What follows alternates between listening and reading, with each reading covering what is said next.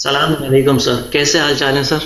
اللہ تعالیٰ کا بڑا احسان ہے. آپ ٹھیک ہیں؟ اللہ آپ کو جزائے خیر دے. جی جی، طبیعت کیسی ہے سر؟ ٹھیک ہے اللہ تعالیٰ کا بڑا احسان ہے. آپ سنائیں کہاں سے کال کیا بھائی؟ آپ پہلے بھی آپ کال کر چکے ہیں، میں بھول گیا ہوں کہاں سے. جی سر. جی سر، پہلے بھی کال، میں مظفر نگر سے کال کیا سر، یو پی. اوکے، اللہ عزت سلامتی دے. سر پچھلے سیشن میں شرک اور توحید کے متعلق بات ہوئی تھی. آپ نے بہت اچھی بات بتائی تھی جو میری سمجھ میں بھی آ گئی کہ شرک ہر جگہ شرک ہوتا ہے. اسی کے متعلق میں آگے ایک سوال کرنا چاہتا ہوں سر، کہ جیسے سر جیسے عبد القادر جیلانی، ان کو غوث اعظم بھی کہتے ہیں. یہ بریلوی مکتب فکر کے جو لوگ ہوتے ہیں وہ کہتے ہیں کہ یہ حضور کے بلڈ لائن میں سے ہیں، اور اس کے بہت سارے وہ پروف بھی دیتے ہیں الگ الگ کتابوں سے. میں نے پروف تو ابھی تک نہیں دیکھا ہے سر. میں اس پہ جاننا چاہتا ہوں کہ یہ غوث اعظم عبد القادر جیلانی صاحب کون ہے اور ان کا اتنا فیمس کیسے ہو گئے سر؟ یہ صوفی ہیں، یہ ملعون ہیں یہ لوگ. دیکھیں، یہ سید ہونا یا نہ ہونا اس کی کوئی اہمیت ہی نہیں ہے، ٹھیک ہے نا.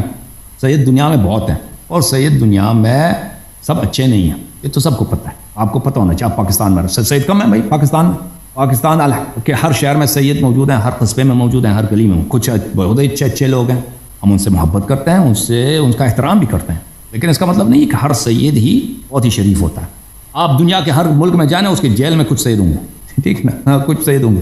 سعودی عرب میں چاہے ہوں گے، عراق میں جائیں گے ہوں گے، ایران میں جائیں. ایران میں کتنے سادات کو پھانسی ہوا ہے، کسی کو لواط پر، کسی کو بدعت پر، کسی کو چوری پر، بہت سارے. کوئی ٹیررسٹ ہے بھائی، سید ہے، ٹیررسٹ ہے آدمی، وہ خود کچھ دھماکے کراتا ہے. یہ تو بہت ہے. سید عبد القادر جیلانی یہ سید ہے. سید کیوں سے کیا وہ سید ہے؟ وہی نبی صلی اللہ علیہ وسلم. اگر وہ بھی سیادت بھی مشکوک ہے نا بھائی، کس کی سیادت صحیح ہے کس کی نہیں ہے وہ بھی تو اللہ جانتا ہے بھائی، ٹھیک ہے نا. یہ تو اس طرح نہیں ہے کہ اس کے نسل جو ہے دو پشتوں کے ساتھ جا کے ملتا ہے. اس پہ تو کئی نسلوں کے بعد اس کا ادعا ہے نا. اس کا جو شجرہ نامہ ہے 10-15 پشت کے بعد ہے نا، تو اس میں ہیرا پھیری بھی تو بہت ہوتا ہے نا. تو عرض یہ ہے، تو یہ کوئی معیار ہے ہی نہیں ہے کہ یہ بھائی اس کی شجرہ نسب دیکھو. پھر یہ جو آپ کے جو صوفی حضرات ہیں، دیکھیں یہ اسلام میں کوئی تصوف نہیں ہے. تصوف سے کیا مراد ہے؟ تصوف یہ ہے کہ بھئی آپ ایک پیر ہوگا، اس کے پاس کچھ ایسی باتیں ہیں جو دوسروں کو نہیں پتہ، وہ صرف وہ آپ کو بتا دے گا. وہ آپ اس کی مریدی کریں ہو تو وہ اعمال آپ کو بتا دے گا کہ ریاضت یہ کریں، وہ کریں، فلان کریں فلان، پھر آپ کو درجات مل جائیں گے. یہ پیغمبر صلی اللہ علیہ وسلم کے تعلیمات میں نہیں، اہل بیت علیہ السلام کے تعلیمات میں یہ نہیں، بلکہ انہوں نے منع کیا یہ سفر ہے. یہ کس کے تعلیمات میں ہے؟ یہ یہود و نصارا کے ہاں. اسلام سے پہلے یہودیوں کے ہاں اور نصارا کے ہاں راہب ہوتے تھے. وہ ان کا کام یہی تھا. وہ مثلا ان کے پاس علوم غریبہ ہوتے تھے، جادو وغیرہ کو، جنات وغیرہ سے. وہ ابھی یہودیوں کا بالکل تصوف بالکل کاپی ہے دو چیزوں کی. یہودیوں کے پاس ایک علم ہے، اس کو قبالہ بولتے ہیں. قبالہ وہ بہت پاپولر ہے دنیا میں. آپ کے جتنے بڑے پیسے والے سیلیبریٹیز ہیں نا، وہ اس میں سے بہت سارے قبالہ کے پیروکار ہیں، کیونکہ اس میں ایسے کام ہوتے ہیں، عجیب غریب کام کرتے ہیں. وہ کرتب دکھاتے ہیں، کرتب نہیں واقعا وہ مثلا ان کے ہوتے ہیں کوئی خارق عادہ کچھ کرتے ہیں نا، وہ جنات وغیرہ سے، وہ ان کے تلسم ہوتے ہیں. تلسمات کی وجہ سے ایسے پڑھتے ہیں ایسی چیزیں، اس کی وجہ سے بہت سارے کام ہو جاتے ہیں. تو یہ کرتب دکھا کے تو یہ امیر لوگ سن لینا ابھی، وہ امیر لوگوں کو کیا کرتے ہیں؟ امیر لوگوں کو یہ کرتب دکھا کے اس کو پسان لیتے ہیں، پھر اس سے پیسے بھی نکالتے ہیں. اور وہ قبالہ جو ہے وہ دنیا میں بہت ہی وہ یہودیوں کا تصوف ہے. اور اس طرح عیسائیوں کے ہاں اصلی تصوف تو ان کے ہاں ہے. اصل میں اسلام میں تو نہیں تھا. یہ پیغمبر صلی اللہ علیہ وسلم کے زمانے میں کیا پیری مریدی تھی؟ وہی شریعت ہے نا، وہ سب کے لیے. ایسا تو نہیں کہ پیر صاحب کے پاس کوئی ایسی باتیں ہیں جو دوسروں کے پاس نہیں. تو بہرحال یہ بعد میں بنی امیہ کے اواخر میں بالکل بنی عباس کے زمانے میں، بنی عباس کے ابتدا میں یہ امپورٹ کیا گیا، یہ لایا گیا عالم اسلام میں. بہت سارے عیسائی جو بظاہر مسلمان ہوئے نا، اور یہودی جو مسلمان ہوئے، وہ اپنے افکار کو انہوں نے نہیں چھوڑا، کیونکہ ان کے بڑے علماء ہوتے تھے، ان کو بہت ساری باتیں پتہ تھی نا، پرانے ان کے جو افکار تھے، طریقہ کار تھے، اسی کو انہوں نے اسلام کا روپ دیا. اور تصوف ایک ایسی چیز ہے بھائی، یہ کبھی اسلام کے روپ میں ظاہر ہوتا ہے، کبھی تشیع کے روپ میں، کبھی سنی کے روپ میں، کبھی ہندو کے روپ میں. اب آپ کے جو صوفی حضرات ہیں، یہ دیکھیں، ہندو ان کو بہت پسند کرتے ہیں. صوفی جو ہستیاں ہیں نا، بڑے ہندو ان کو پسند کرتے ہیں، کیونکہ یہ ایسنس میں ایک ہی چیز ہے. ایسنس میں یہ ہندوازم اور تصوف ہے، اس میں فرق ہی نہیں، صرف لبادہ اسلام کا ہے.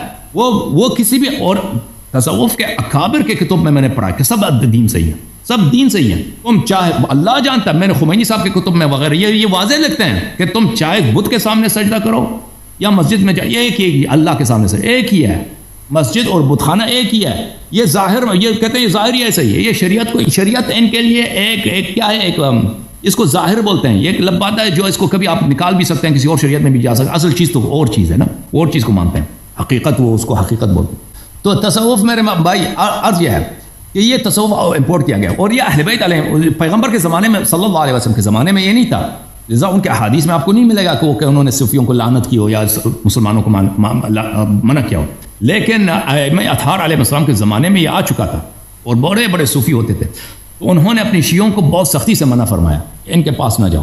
تو یہ عبد القادر جیلانی اور جیسے لوگ بہت زیادہ ہیں اور ان سے کرامات منسوب کرتے ہیں وغیرہ وغیرہ، تو ان کا یہ جو چیزیں نا، تو میں نہیں کہتا کسی کے پاس کرامت نہیں ہوتا، اگر کوئی انسان دیکھے، لیکن یہ تصوف سے اس کا کوئی ربط نہیں۔ جو بھی شخص اللہ کا خوف کرے، حلال بجا لائے، حرام سے دور رہے، واجبات بجا لائے، مستحبات پہ عمل کرے، ہو سکتا ہے کہ اس سے کرامت، وہ اللہ کا قریب بن جاتا ہے۔ تصوف اس کا راستہ نہیں ہے، کوئی صوفی اس کا تصوف اور چیز ہے بھائی، اللہ جانتا ہے کہ ان کی یہ جو صوفی ہے نا، یہ آپ ان کے پاس 40، میں نے ان کتابیں بڑی پڑھی ہیں، یہ ان کے دو طریقہ کار ہیں، ایک ان کے اندر کی باتیں وہ جو کسی کو نہیں بتاتے، جو بڑے بڑے صوفی پیر ہوتے ہیں نا، ان کے اندر کی باتیں وہ کسی کو نہیں بتاتے، اور ایک ظاہر ہوتا ہے جو اپنے مریدوں کے لیے ہوتا ہے۔ آپ ان کے 50 سال ان کی مریدی کریں، وہ آپ کو سچ بات نہیں بتائیں گے حقیقت کیا ہے، وہ آپ کو اسی طرح لٹکاتے رہیں گے، آپ سے کام اپنا نکالتے رہیں گے، آپ سے وہی جو ان کا نوکری کروانا ہوتا ہے نہیں بتائیں گے، لیکن وہ بعض جگہوں پہ وہ لکھتے ہیں کہ ان کی حقیقت کیا ہے۔ تو یہ ان کے بزرگوں کے کتب میں ان کے کفریات بہت زیادہ ہیں، ان کا بالکل شریعت وغیرہ پہ کوئی یقین ہی نہیں ہے۔ یہ مسلمانوں میں آ جاتے ہیں، مسلمان بن جاتے ہیں، ہندو میں جا کے وہ ہندو بن جاتے ہیں، کرسچن میں جا کے کرسچن بن جاتے ہیں۔ ان کی مجبوری ہے کہ جب مسلمانوں کے درمیان رہتے ہیں تو ان کو شریعت کا خیال رکھنا پڑتا ہے، لا الہ الا اللہ محمد رسول اللہ کہنا پڑتا ہے، قبلہ کو ماننا پڑتا ہے، لیکن وہ ان کا عقیدہ نہیں ہے، خود اپنی کتابوں میں ابو بکر ابن عربی وغیرہ وغیرہ وغیرہ یہ سب کہتے ہیں کہ وحدت الادیان کے سب دین ایک ہی دین ہے، یہ سب حقیقت میں ایک ہی بات ہے، اس میں کوئی فرق ہی نہیں ہے۔ بہرحال تو عرض ہے عبد القادر جیلانی وغیرہ یہ سب اہل بیت علیہ السلام نے ان لوگوں کو لعنت کیا، ان کے طریقہ کار سے اور ان کے اتباع سے۔ دیکھیں اگر کوئی سچ ہے، حقیقت ہے دنیا میں، قرآن و سنت سے خارج نہیں ہے۔ صوفیوں کے پاس کیا ہے جو وہ کو قرآن سنت سے کیا، صوفی ان کو وہ بھائی سنت کے بڑے عالم ہوتے ہیں، کوئی عالم نہیں ہوتے یہ صوفیوں نے کوئی لکھا ہے کوئی بھائی یہ آپ کا لال شہباز قلندر ہے، یہ شیعہ جا کے اس کے مزار پہ جا گئے، او لال شہباز قلندر ہوئے کیا اگر کوئی لال شہباز پہ اگر کوئی اعتراض کریں اس کو خود نے لعنت کرتے ہیں، اور بھائی لال شہباز کو کیا آتا ہے، اس نے کیا ہے، اس نے کوئی حدیث کی کتاب لکھی ہے، کوئی شریعت پہ کوئی عقائد کی کوئی دفاع کی ہے، اس کو کیا ہے، یہ صرف ایک صوفی تھا، اس کے اشعار واضح تو پہ دلالت کرتے ہیں کہ کٹر صوفی تھا یہ، اور یہ اسماعیلی تھا۔ اور صوفی حضرات یہ ہوتا ہے کہ اپنے کتابوں میں اہل بیت علیہ السلام کی جو مسلمان صوفی ہیں نا، جو ہندو صوفی ہیں وہ تو اپنے وہ بھگوان وغیرہ کی تعریف کریں گے، مسلمانوں میں جو رہتے ہیں وہ تو بھائی وہ ضرورت کو دیکھتے ہیں، بھائی دنیا کو دیکھتے ہیں کہ کس کا پلہ بھاری، اگر ان کی منفعت اس میں ہو کہ ابو بکر عمر کی شان میں منقبت لکھے ہوں وہ لکھ دیں گے بھائی اس کی شان میں بڑے لمبے، اور اگر ان کو یہ پڑ جائے کہ بھائی یہاں پہ شیعہ زیادہ ہیں تو وہ اہل بیت علیہ السلام کی منقبت میں کچھ اشعار لکھیں گے۔ تو یہ محبت کا اظہار جو ہوتا ہے یہ تشیع کی دلیل نہیں ہوتی، ہدایت کی دلیل۔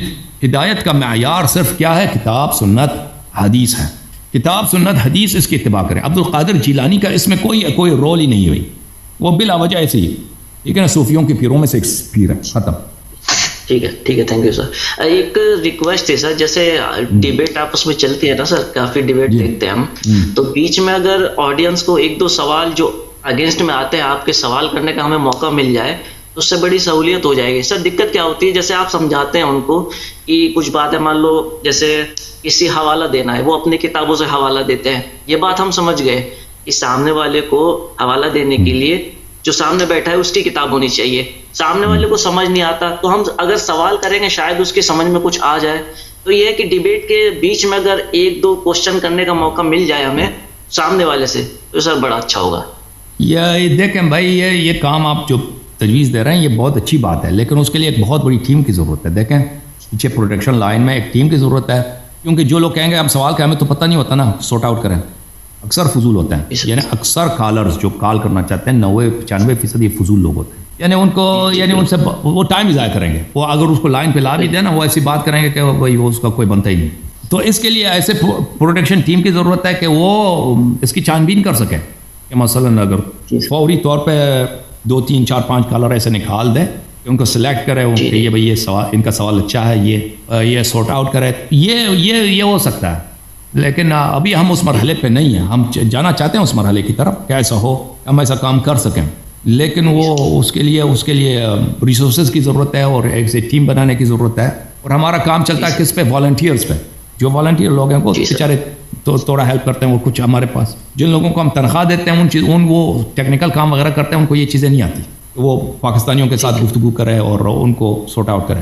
تو یہ آپ جب مثلا آپ جب ٹی وی پروگرام, یہ کہاں ہوتا ہے؟ یہ ٹی وی اسٹیشنس پہ ہوتا ہے یہ باتیں, ٹھیک ہے نا, ٹی وی اسٹیشن میں ان کا آپ چیز, لیکن ان کے پاس آپ ٹی وی اسٹیشن میں کبھی جائیں نا کسی ٹی وی چینل پہ, ادھر دیکھ آپ کتنے لوگ کام کر رہے ہوتے ہیں. وہ پوڈ کاسٹ نہیں ہوتا ہماری طرح, وہاں پہ بھائی وہ ان کے صرف کیمرہ مین 5 ہوتے ہیں ادھر, ان کے جو وہ کم از کم 10 آدمی کو صرف کیا بولتے ہیں آڈیو انجینئر کے طور پہ تنخواہ دیتے ہیں, کہ ساؤنڈ انجینئر ہے بھائی کہ آواز کو, تو وہ صرف آڈیو انجینئر ہوتا ہے. اس کے پاس ہیلپرز کتنے ہوتے ہیں پروڈکشن میں؟ ابھی 1 گھنٹے کا جو پروگرام ہوتا ہے اس میں سلاٹس کیسے بھرنے ہیں, اس میں کتنے آدمی کو لانا ہے, اس میں بہت ان کے پاس ریسورسز ہوتا ہے. زمین آسمان کا فرق ہے ہمارے ان کے درمیان. جی ٹھیک ہے سر, ٹھیک ہے, thank you sir. Thank you. Allah آپ کو سر, سوال ختم ہے آپ کا؟ Thank you. اللہ آپ کو عزت دے. جی سر, تھینک یو. اللہ حافظ.